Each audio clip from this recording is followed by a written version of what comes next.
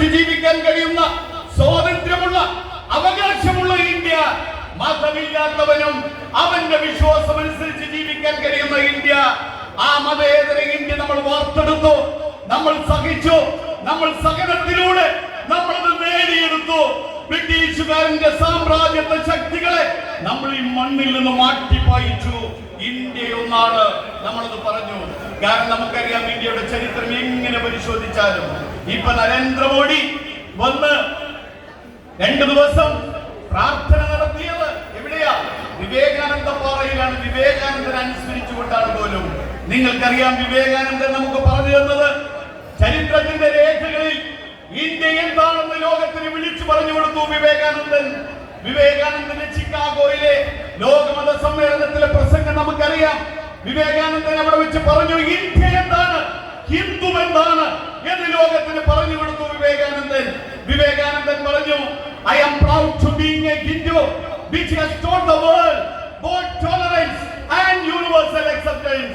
ഞാൻ ഒരു ഹിന്ദു മതത്തിൽ ഞാൻ അഭിമാനിക്കുന്നു. എന്തുകൊണ്ടാണ് ഞാൻ അഭിമാനിക്കുന്നത്?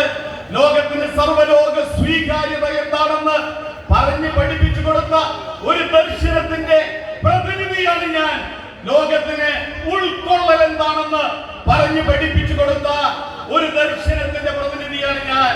അതിൽ ഞാൻ അഭിമാനിക്കുന്നു.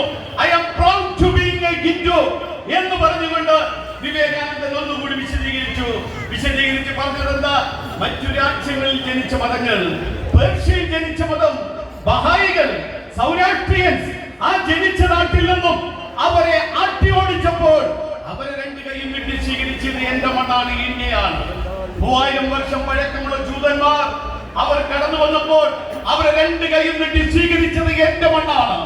2000 വർഷം പഴക്കമുള്ള ക്രിസ്ത്യാനികൾ അവർ കടന്നു വന്നപ്പോൾ അവരെ 2 കൈയും നീട്ടി സ്വീകരിച്ചത് എന്റെ മണ്ണാണ്. 1400 വർഷം പാരമ്പര്യമുള്ള മുഹമ്മദീയർ കടന്നു വന്നപ്പോൾ അവരെ 2 കൈയും നീട്ടി സ്വീകരിച്ച മണ്ണാണ് എന്റെ മണ്ണ്.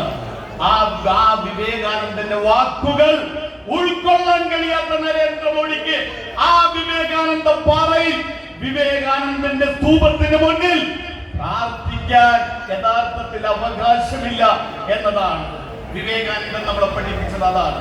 എവിടെ നോക്കിയാലും വേദങ്ങളും ഇതിഹാസങ്ങളും ഉപനിഷത്തുകളും എവിടെ നോക്കിയാലും പരതിയാലും നമുക്ക് കാണുന്നത് അതാണ്. ഖുർആൻ പരതിയാലും നമുക്ക് കാണുന്നത് അതാണ്. ബൈബിൾ നമ്മളെ പഠിപ്പിച്ചത് അതാണ്. പക്ഷേ ഇതൊക്കെയാണെങ്കിലും ഈ കഴിഞ്ഞ 10 വർഷം ഞാൻ നിങ്ങളും കാണുന്നത് എന്താ? നമ്മൾ കാണുന്നില്ലേ? ഈ കഴിഞ്ഞ 10 വർഷം മതപരമായി നമ്മളെ ഭിന്നിപ്പിക്കാൻ ശ്രമിക്കുക.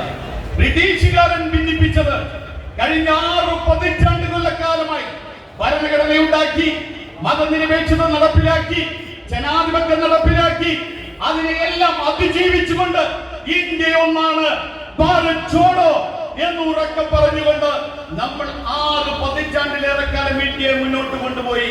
പക്ഷേ ഇന്ന് നരേന്ദ്രമോദി കഴിഞ്ഞ 10 വർഷക്കാലമായി ആ ഇന്ത്യയെ പിറകോട്ട് കൊണ്ടുപോകുന്നു. വളരെ കൃത്യമായി നമുക്കറിയാം. എന്തിനേറെ നരേന്ദ്രമോദി രാജസ്ഥാനിലെ പ്രസംഗം നിങ്ങൾ കേട്ടില്ലേ? ഒരു പ്രധാനമന്ത്രി സംസാരിക്കുക,